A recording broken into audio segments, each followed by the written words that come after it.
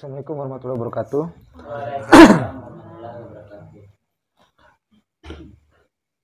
Jadi sengaja saya tidak sampaikan secara teoritis sekali tadi. Jadi saya pikir kita yang ada di sini sudah paham semua apa itu moral, apa itu spiritual, ya kan.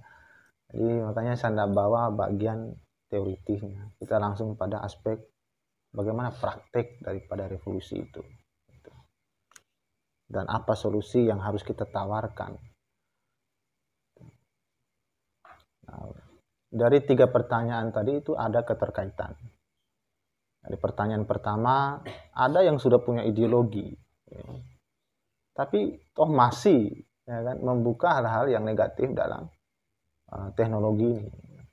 Yang kedua, jadi ada yang apa tadi? Bagaimana cara mengenal orang terdekat itu melakukan penyimpangan terhadap diri kita? Ada yang ini bagian apa ya? Bagian psikologi dia. Dia lebih ke psikologi. Nah, tapi tetap kita jelaskan. Yang ketiga itu cara. Itu sebenarnya ketiga pertanyaan ini menarik. Dan saya pikir respon pertanyaan ini artinya kalian sudah paham apa itu moral, apa itu etika, ya kan. Jadi ada 2, etika dan moral. Apa itu spiritual. Dari awal saya sudah jelaskan bahwa moral dan spiritual ini itu berkaitan dengan manusia. Moral itu asal kata dari mos, ya, atau diartikan dalam bahasa Yunani itu ethos.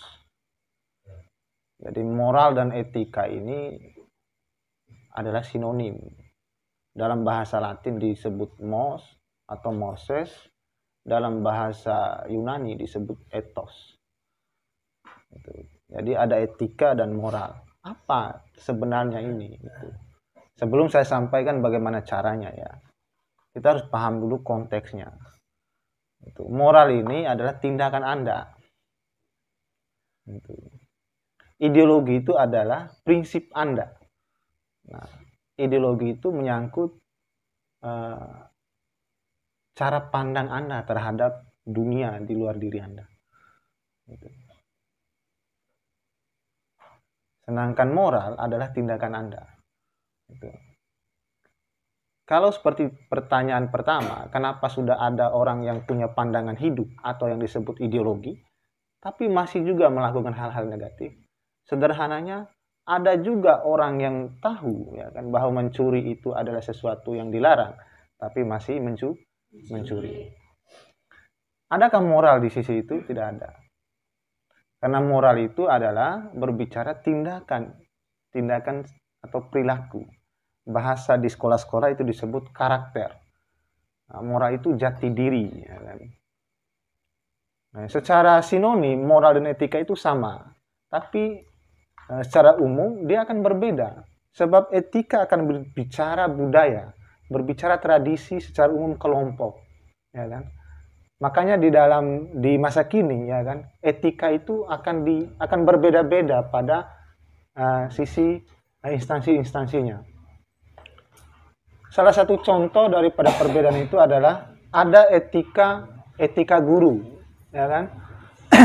Ada etika pekerjaan, gitu. Ada juga etika kedokteran. Itu. Sedangkan moral itu menyangkut perilaku individu, itu perbedaannya. Itu.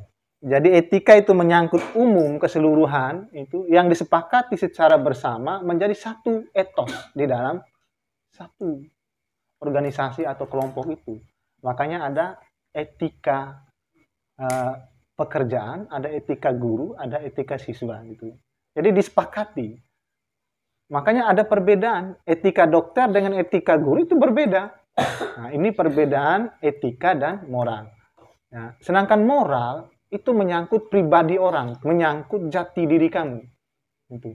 Bagaimana, ya kan, terbentuknya moral yang baik, maka dia akan dilihat bagaimana pandangannya terhadap dunia atau disebut pandangan hidup. Atau yang disebut dengan way of life atau ideologi. Dari mana Anda dapat pandangan hidup? Nah, pandangan hidup Anda itu dapat dari pengetahuan Anda tentang dunia itu sendiri. Nah, bagaimana cara supaya moral dan spiritual tetap terjaga? Ya kan, itu pertanyaan tadi. Jadi, simpelnya pertanyaan itu bagaimana tindakan kita itu dalam menghadapi revolusi atau masa kini ini. Nah, jawabannya adalah itu ada di Society 5.0. Anda harus memanusiakan manusia. Itu tindakan Anda. Caranya itu.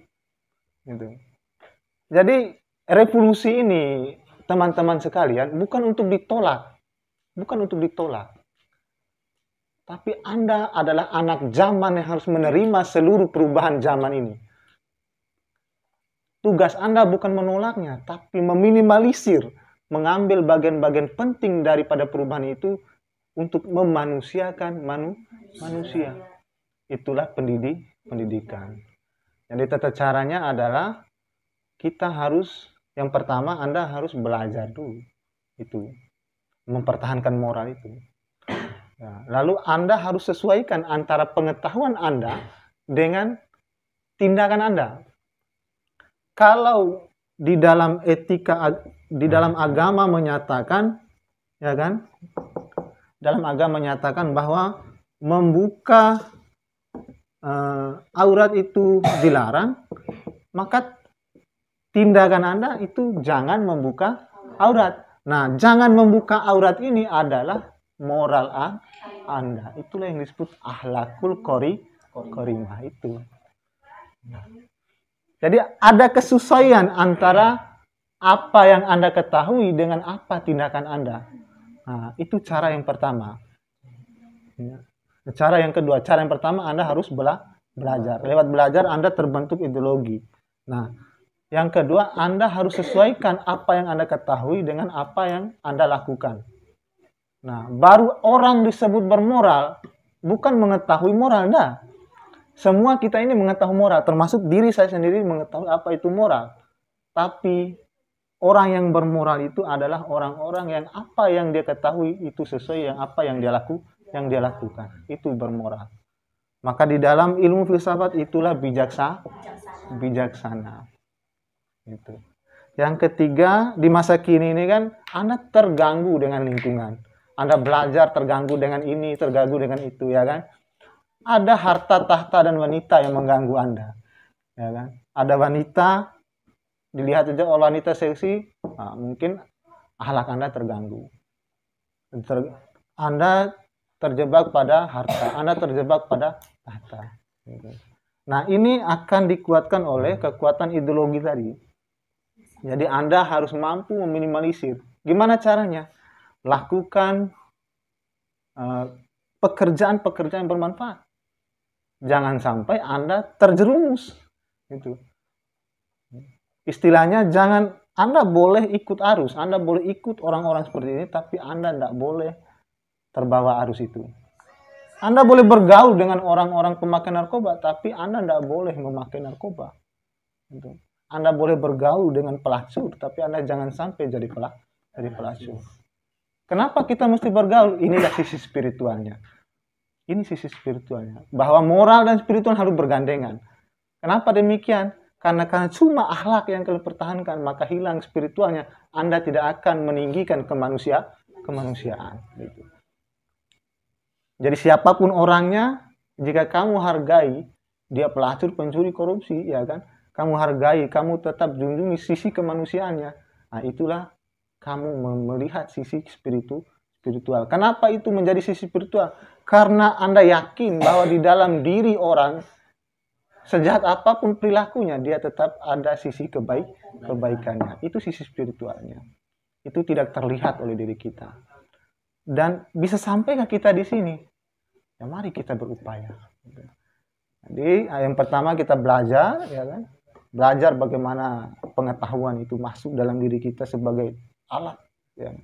Yang kedua kita Sesuaikan apa yang sudah kita ketahui tadi, kita sesuaikan dengan tindakan. Ya kan? Kalau mencuri itu salah dalam pengetahuan kita, maka jangan lakukan. Maka lakukanlah yang disuruh. Ya kan? Yang ketiga, ya kan? Yang ketiga, Anda harus membuat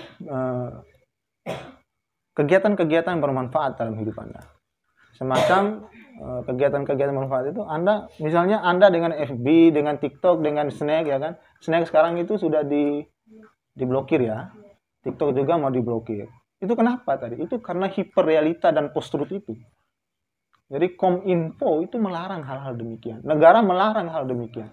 Karena itu tidak sesuai dengan ideologi negara. Tidak sesuai dengan ideologi negara. Tidak sesuai dengan butir Pancasila kita. Lalu nilai luhur itu tidak mengamini itu. Lalu yang keempat, upayakan apa yang Anda ketahui itu adalah neraca bagi diri Anda. Karena gini loh, apa-apa yang kita ketahui ini akan menegur kita. Ya. Misalnya Anda berzina saja, Anda melakukan hubungan seksual itu, Anda tahu melakukan hubungan seksual itu salah, ya kan? Di situ kepengetahuan, kesadaran Anda akan pengetahuan itu, ya kan, akan sedikit demi sedikit membuat Anda gelisah ketika Anda melakukan itu. Nah, di sisi lain juga, misalnya Anda tahu bahwa lampu merah itu tanda berhenti, tapi Anda melawan, ya kan, menerobos lampu merah, artinya Anda melawan kesadaran Anda. Jadi Anda harus tanamkan kesadaran pengetahuan itu. Pengetahuan kita tidak hanya mengetahui, tapi adakan ruh di dalam pengetahuan, itulah yang disebut spiritual. Kesesuaian pengetahuan dengan tindakan, itu yang disebut moral kita sebagai akhlak.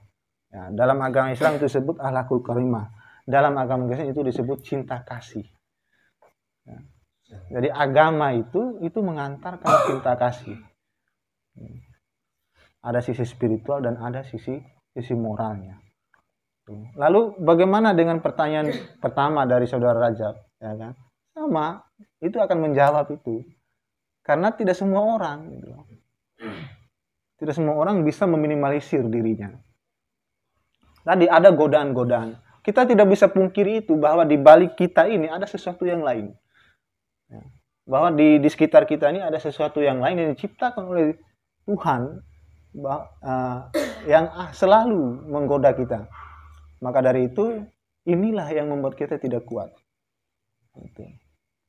Nah, kalau dalam kaidah akal, ya kan, kalau dalam kaidah akal, orang yang punya ideologi tapi masih melakukan hal-hal negatif, sama saja. Orang yang belajar bahasa Indonesia itu bukan belajar bicara ya. Tapi orang belajar bahasa Indonesia itu adalah orang yang belajar tata cara berbahasa, bukan belajar bicara bahasa. Ya. Sama seperti orang yang punya ideologi bukan berarti dia belajar berperilaku seperti ideologi, tapi dia belajar tata cara memiliki ideologi. Baru dia bisa dikatakan bermoral dengan ideologinya dia lakukan dengan dalam hal tindakan. Nah, makanya Socrates pernah berkata, setinggi-tinggi pengetahuan orang adalah orang-orang yang apabila pengetahuan itu dilakukan dalam kehidupan sehari-hari. Itulah bijaksana. Nah, selanjutnya pertanyaan Marifa misalnya. Pertanyaannya, kok bisa ya orang tua dengan anak itu bisa melakukan hal-hal demikian? Kok ada hasrat seksual terhadap anak sendiri? Nggak ada itu. Ya. Tadi, ya kan, dalam psikologi terapan yang Sigmund Freud itu, ya, agama lahir itu karena libido seksual. Ya, agama ada itu karena libido seksual. Nah, kenapa demikian? Ternyata dalam pandangan Sigmund Freud, manusia di alam semesta ini tujuan hidupnya adalah untuk memenuhi kebutuhan seksual. Anda sekolah, ya kan? Punya uang, punya ini, punya itu, menikah. Tujuan Anda adalah mendapati hubungan seksual.